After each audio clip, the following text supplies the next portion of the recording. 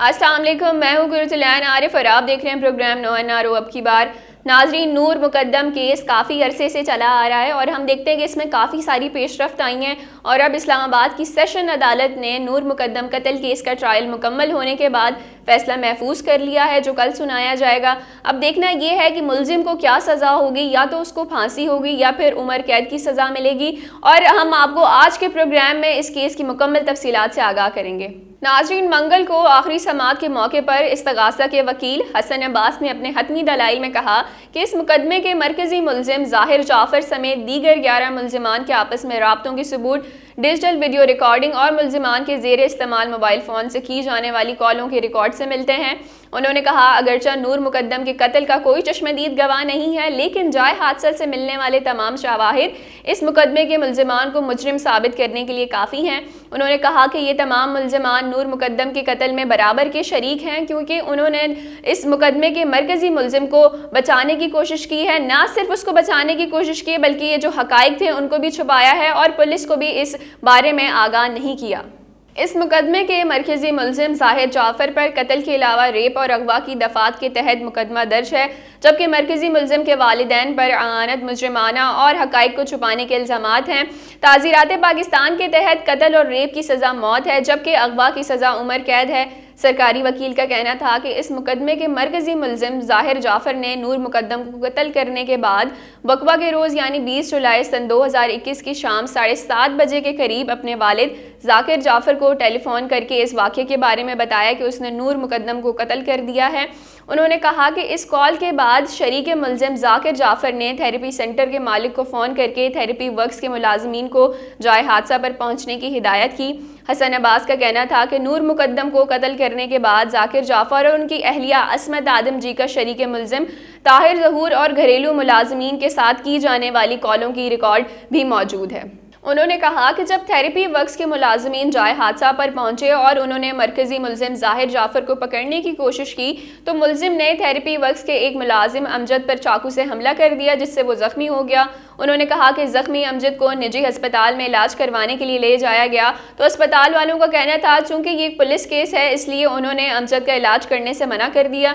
वकील इस्तगासा के मुताबिक सरकारी अस्पताल पहुंचकर वहां भी सच नहीं बताया गया और ना ही पुलिस को बताया गया, बल्कि अस्पताल के अमले को ये कहा गया कि अमजद एक ट्रैफिक हादसे में जख्मी हुआ है। उन्होंने कहा कि थेरेपी वर्क्स के मुलाजमीन ने इस वाक़े के बारे में थेरेपी सेंटर के मालिक को आगाह किया था, जिसके बाद उन्होंने इस मुकदमे के मरकजी मुलजिम ज़ाहिर जाफ़र के खिलाफ उनके मुलाजिम अमजद पर कातिलाना हमला करने की दरख्वास्त भी मुतालिका अदालत में जमा करवाई थी।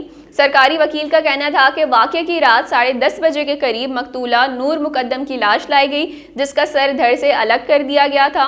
उन्होंने कहा कि मेडिकल रिपोर्ट में हलाक होने की वजह सर को धड़ से अलग करना बताई गई है। हसन अब्बास का कहना था कि उसके अलावा मकतूला के जिस्म पर जख्म के भी निशानात थे, जो ये ज़ाहिर करते थे कि ज़ाहिर जाफ़र ने नूर मुकद्दम को कत्ल करने से पहले उन पर तशद्दुद किया था। उन्होंने कहा कि पुलिस ने जाए हादसा पर जो आहिनी मक्का बरामद किया है, उस पर भी नूर मुकद्दम के खून के निशानात पाए गए हैं। सरकारी वकील का कहना था कि मकतूला ने कत्ल से पहले ज़ाहिर जाफ़र के घर की पहली मंजिल से छलांग लगा दी थी, जबकि मरकजी मुलजिम ने भी उसका पीछा करते हुए मकतूला को पकड़ लिया और ज़बरदस्ती उसे घर के अंदर ले गया। उन्होंने कहा कि घरेलू मुलाजमीन भी वहाँ मौजूद थे और अगर वो चाहते तो नूर मुकद्दम की ज़िंदगी को बचा सकते थे या फिर कम से कम पुलिस को इस बारे में बता सकते थे, लेकिन उन्होंने ऐसा नहीं किया। सरकारी वकील ने कहा कि मुलजिमान की वकला की तरफ से यह मौक़िफ़ इख्तियार किया गया है कि वकवा के रोज़ मकतूला ने ड्रग पार्टी बुलाई थी, जिसमें अपने दोस्तों को मदऊ किया था। अगर एक लम्हे के लिए उनका ये मौक़िफ़ तस्लीम भी कर लिया जाए तो ज़ाहिर जाफ़र के घर पर 8 CCTV कैमरे लगे हुए हैं, लेकिन उन कैमरों की रिकॉर्डिंग में सिर्फ थेरेपी सेंटर के मुलाजमीन नज़र आ रहे हैं। हसन अब्बास का कहना था कि इस्तगासा ने इस मुकदमे के हर पहलू पर दलाइल देकर अदालत को मुतमईन करने की कोशिश की है। उन्होंने इस मुकदमे की समाअत करने वाली अदालत के जज अता रबानी को मुखातिब करते हुए कहा कि मुआशरे का हर फर्द आपकी तरफ देख रहा है, लिहाजा अदालत उन तमाम मुलजिमान को कानून के मुताबिक सज़ा दे जो कि आने वाले ऐसे मुकदमों के लिए मिसाल साबित हो। इस मुकदमे के शरीके मुलजिम जाकिर जाफर के वकील बिशारतुल्लाह खान का कहना था कि अदालत के लिए हर मुकदमा ही अहमियत का हामिल होता है। सोशल मीडिया पर इस मुकदमे के बारे में मुहिम चलाकर अदालती कार्रवाई पर असरअंदाज होने की कोशिश की गई, जो कि किसी भी तौर पर काबिल कबूल नहीं है। इस मुकदमे के दीगर मुलजिमान के वकला ने भी जवाब दलाइल दिए, जिसके बाद अदालत ने नूर मुकद्दम कत्ल के मुकदमे का फैसला महफूज कर लिया, जो कि 24 फरवरी को सुनाए जाने का इम्कान है। मुलजिम जाहिर जाफर को बचाने के लिए गैरत के नाम पर कत्ल की कहानी गढ़ी गई। पीर को होने वाली समाअत में नूर मुकद्दम कत्ल केस के मुद्दई शौकत मुकद्दम के वकील शाह खावर ने दलाइल देते हुए कहा कि इस मुकदमे के मरकजी मुलजिम जाहिर जाफर को बचाने के लिए गैरत के नाम पर कत्ल की कहानी गढ़ी गई थी, जबकि इस मुकदमे के 19 गवाहों से होने वाली जरा के दौरान इस बारे में कोई बात नहीं की गई। उन्होंने कहा कि वाक़ये के रोज़ मुलजिम जाहिर जाफर के घर में कोई ड्रग पार्टी नहीं थी, ना ही CCTV कैमरे में ऐसी कोई बात नज़र आ रही है। उन्होंने कहा कि ये कहानी मरकजी मुलजिम के वकील ने गढ़ी है। उन्होंने कहा कि नूर मुकद्दम के जाहिर जाफर के घर में दाखिल होने के बाद से कत्ल तक तकरीबन 38 घंटे बनते हैं और DVR के मुताबिक जब नूर मुकद्दम उसके घर में दाखिल हुई तो उनके पास सिर्फ बैग था, लेकिन मरकजी मुलजिम जब 19 जुलाई को एयरपोर्ट जाने लगे तो उसके इस्तेमाल की चीज़ें वाज़ेह हैं। शाह खावर का दावा था कि जाहिर जाफर और नूर मुकद्दम की एयरपोर्ट से वापसी से लेकर कत्ल तक नूर मुकद्दम को अगवा रखा गया। उन्होंने कहा कि जिस जगह पर कत्ल हुआ उससे इनकार नहीं किया गया, बल्कि जाहिर जाफर ने खुद तस्लीम किया कि कत्ल उसके घर में हुआ, बल्कि उसके बेडरूम में हुआ। शाह खावर का कहना था कि शरीके मुलजिमान भी कह रहे हैं कि उन्होंने वारदात के बाद उन्होंने मकतूला की लाश को अपनी आंखों से देखा था। उन्होंने कहा कि 20 जुलाई को CCTV में वाज़े है कि नूर मुकद्दम ने छलांग लगाई और भागने की कोशिश की, तो जाहिर जाफर के कहने पर शरीके मुलजिम इफ्तिखार ने उन्हें रोका, जिसके बाद मरकजी मुलजिम जाहिर जाफर ने टेरेस से छलांग लगाई और नूर मुकद्दम को चौकीदार के कैबिन में बंद कर दिया।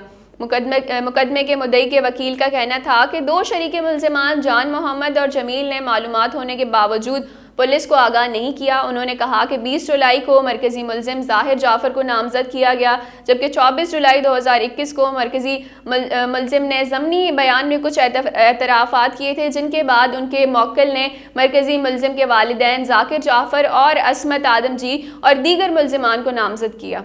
उन्होंने कहा कि मरकजी मुलजिम समेत किसी मुलजिम ने चालान या ज़मनी चालान को चैलेंज किया, ना ही किसी मरहले या किसी फॉरम पर तफ्तीश दुरुस्त ना होने को चैलेंज किया गया। मुद्दई के वकील का कहना था कि मरकजी मुलजिम का फोटोग्रामेट्री टेस्ट भी मस्बत है, यानी CCTV फुटेज में देखी जाने वाली और मुलजिम की शक्ल मैच हो चुकी है। तो नाज़रीन, नूर मुकद्दम के बेईमाना कत्ल ने मुआशरे को झंझोड़ के रख दिया है। इस केस का फैसला जो भी हो, लेकिन नूर मुकद्दम के कत्ल का जितना जिम्मेदार मरकजी मुलजिम जाहिर जाफर है, उतने ही जिम्मेदार उसके वालिदैन हैं, और ना सिर्फ उसके वालिदैन हैं बल्कि मकतूला के वालिदैन को भी हम बरीउल ज़िम्मा करार नहीं दे सकते।